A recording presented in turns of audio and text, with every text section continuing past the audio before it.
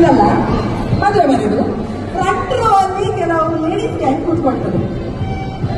ಇವರ ಕೆಲಸ ಹೇಗಿರ್ತದೆ ಅಂತ ಹೇಳಿದ್ರೆ ಇವರಲ್ಲಿಗೆ ಬರುವುದೇ ಕಮೆಂಟ್ ಮಾಡಲಿಕ್ಕೆ ಯಾರ ಮೇಲೆ? ಬ್ರೈಡ್ ಮೇಲೆ, ಬ್ರೈಡ್ ಹಾಕಿರುವ ಬಟ್ಟೆ ಮೇಲೆ, ಬಂಗಾರದ ಮೇಲೆ, ಹುಡುಗನ ಮೇಲೆ ಒಂದು ಕ್ಯಾರೆಕ್ಟರ್ ಸರ್ಟಿಫಿಕೇಟ್ ಬರೀಲಿಕ್ಕೆ ಅಂತವೇ ಕೂತಿರ್ತಾರೆ. ಇದೇ ರೀತಿ ಎಂತ ಆಯ್ತು ಅಂತ ಹೇಳಿದ್ರೆ ನನ್ನ ಪಕ್ಕದಲ್ಲಿ ಇದ್ರು ಹೆಂಗಸರು ಮಾತಾಡ್ತಾ ಇದ್ರು. ಅದರಲ್ಲೊಬ್ಬರು ಅಲ್ಲಿ ಎಂತ ಸಹ ಹೇಳಿ ಹುಡುಗಿ ಮೈ ಮೇಲೆ ಒಂದು ಬಂಗಾರ ಕಾಣ್ತಾ ಉಂಟಲ್ಲಿ ನಿಮಗೆ, ಅದು ರೈಸುವುದಿಲ್ಲ ಮನೆ ಕರೆಕ್ಟ್ ನೋಡಿ ಅಂತ ರೈಸ್ತದ, ಅದು ರೈಸ್ತದ, ಅದು ಒರಿಜಿನಲ್ ಅಲ್ಲ, ಅದು ಆರ್ಟಿಫಿಷಿಯಲ್. ಒರಿಜಿನಲ್ ಅಲ್ಲಪ್ಪ, ಆರ್ಟಿಫಿಷಿಯಲ್. ಆ ಕಲ್ಲು ನೋಡಿ ಅಂತ ಕಲ್ಲು ಅದಕ್ಕೆ ಎಂತ ಹೇಳುದು ನಲ್ಲಕ, ಅದಕ್ಕೆ ಎಂತ ಹೇಳುದು ನಲ್ಲಕ, ಅದು ಕುಂಟೆ, ಅದು ಕುಂಟೆ. ಅದಕ್ಕೆ ಹೇಳಿದ ಗಲೀಜುಂಟು. ಕುಂದದು ಕುಂದದು ಕುಂದದು ಕಲ್ಲು, ಆದ್ರೆ ಅದು ಕೊಂದನಲ್ಲ ಮಾತಾಡ ಬಿಲ್ಕುಲ್ ಬಯಸುದಿಲ್ಲ ನೋಡಿ ಅಂತ ಎಲಿಚಿ ಗಲೀಜು. ನಾನು ಪಕ್ಕದಲ್ಲಿ ಕೂತ್ಕೊಂಡು ಅನ್ಕೊಳ್ಳುದು ಇವರು ಸಂಬಂಧಿಕರಲ್ಲ GST ಅವರು. ಇವರ ಬಾಯಿ ಅಲ್ಲ ಹಾಲ್ಮಾರ್ಕ್ ಹಾಕುವ ಡಬ್ಬವ, ಪ್ರತಿಯೊಂದಕ್ಕೂ ಟಿಪ್ಪಣಿ ಅಲ್ಲ.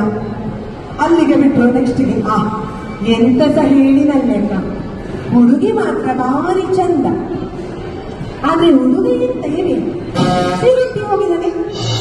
ಇಲ್ಲ ನನಗೆ ರಮೇಶನಲ್ಲಿ ಹೇಳಿದ್ರು ಅವನಿಗೆ ಹುಷಾರಿಲ್ಲದೆ ಮಾತ್ರ ತಗೊಂಡು ಕೂತದಂತೆ.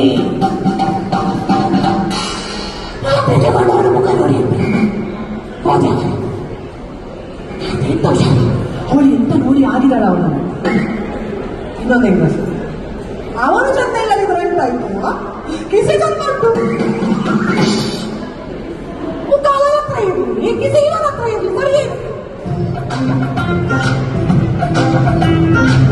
ಅಲ್ಲಿಂದ ಬಿಟ್ಟರು ನೆಕ್ಸ್ಟ್ ಅವರ ಅಪ್ಪ ಅಮ್ಮನ ಬಗ್ಗೆ ಹೋದ್ರು. ಹುಡುಗಿದು ಅಮ್ಮದು ಸ್ಟೈಲ್ ನೋಡಿ ಅಂತೆ, ಮುಖ ಇಲ್ಲದಿದ್ರು ಕೂಡ ಮುಖದಲ್ಲಿ ಲೇಪ ಕಟ್ಟಿ ಉಂಟು, ಅದು ಸಹ ಬಂಗಾರಲ್ಲ ಕುತ್ತಿಗೆದು ಮಾತ್ರ. ಹೆಂಗಸರು ತಲೆ ಕೂದಲು ನೋಡಿ ಮಾರು ಎಂತ ಕಪ್ಪುರಿ ಅದು. ಅಲ್ಲ ಹೆಂಗಸ ಬೆಳಿಗ್ಗೆ ಪ್ರಾಯದ ಯಾರಿಗೆ ಗೊತ್ತಾಗುದಿಲ್ಲ. ಈ ಚೆಂದಿನ ಅದು ಡೈ ಹಾಕಿದ್ದು ಮದುವೆಗೆ ರೆಡಿಯಾಗುವ ಡೈ ಹಾಕಿ ಇಷ್ಟಕ್ಕೆ ಮುಗಿಲಿಲ್ಲ. ನೆಕ್ಸ್ಟ್ ಇನ್ನೊಂದಿರ್ತಾರೆ ಗ್ರೂಪ್ ಆಫ್ ಲೇಡಿ, ಸ್ಕ್ವಾಡ್. ಇವರು ಯಾರು ಗೊತ್ತಾ? ನಮ್ಮ ನಡುವಲ್ಲಿ ಸಹ ಇದ್ದಾರೆ ಇವರೆಲ್ಲ. ಬೆಳಗ್ಗೆ ಎದ್ದ ತಕ್ಷಣ ಗುಡ್ ಮಾರ್ನಿಂಗ್ ಮೆಸೇಜ್ ಬರೆದವರು ದೇವರ ನಾಮದಿಂದ. ಗ್ರೂಪಲ್ಲಿ ಇವರು ಬರೀ ದೇವರ ಬಗ್ಗೆ ಡಿಸ್ಕಷನ್ ಮಾಡ್ತಾರೆ. ಅವರು ಕೈ ಎತ್ತಿದ್ರು ಅಂದ್ರೆ ಆಶೀರ್ವಾದ ಕೊಡ್ಲಿಕ್ಕೆ ಮಾತ್ರ. God bless you my dear, oh my God, God bless you my dear. ಆದ್ರೆ ಮಾಡುದಲ್ಲ ಆಚಾರ. ಇಂಥವರ ಹತ್ರ ಡೇಟಲ್ಲಿ ಹೇಗಿರ್ತದೆ ಅಂತ ಹೇಳಿದ್ರೆ CBI ಸಹ ಇಲ್ಲ ಇವರ ಮುಂದೆ. ಹುಡುಗನ ಹಿಸ್ಟ್ರಿಯಿಂದ ಹಿಡಿದು ಹುಡುಗಿಯ ಕೆಮಿಸ್ಟ್ರಿ ತನಕ ಎಲ್ಲ ಗೊತ್ತು. ಹುಡುಗ ದುಡಿತಾನ, ಅವನಿಗೆ ಲೋನ್ ಎಂತ, EMI ಟೈಮಲ್ಲಿ ಹೋಗ್ತದ, ಸಿಬಿಲ್ ಸ್ಕೋರ್ ಎಂತ, ಹುಡುಗನಿಗೆ ದೋಷ ಉಂಟ, ಹುಡುಗಿದು ಹಿಸ್ಟ್ರಿ ಎಂತ, ಹುಡುಗಿದು ಎಕ್ಸ್ ಯಾರು, ಇವನನ್ನು ಯಾಕೆ ಮದುವೆ ಆದದು, ಹುಡುಗಿಯ ತಾಯಿಗೆ ಒಂದು ಯೂಟ್ರಸ್ ಆಪರೇಷನ್ ಆಯ್ತಂದ್ರೆ ಎಷ್ಟು ಖರ್ಚಾಯಿತು, ಎಲ್ಲವೂ. ಇಷ್ಟೆಲ್ಲ ಕಾರ್ಯಕ್ರಮದ ಬಗ್ಗೆ ನಾನು ಯೋಚನೆ ಮಾಡುವುದು ದೇವರೇನೆ. ಇದು ಭಯಂಕರ ಉಂಟು.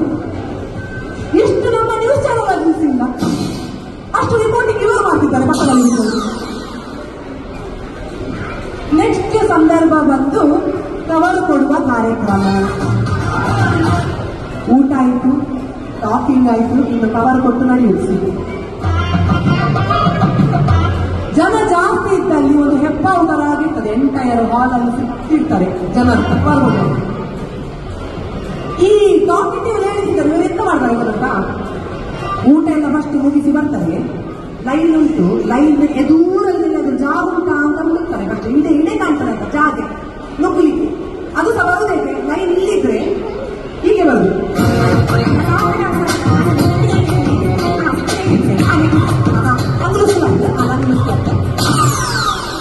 ಹಾಗೆ ಬರುದು.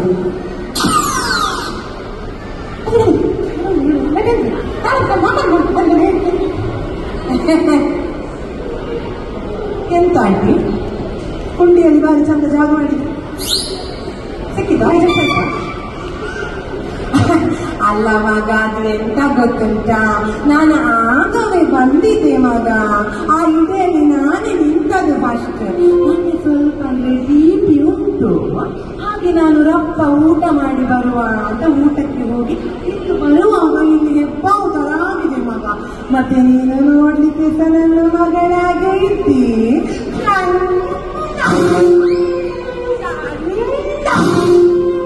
ಚಂದ ಇದ್ದಿ, ನನ್ನ ಮಗಳಾಗಲ್ಲ. ಬೇಜಾರಿಲ್ಲ, ನಿಲ್ತೇನೆ.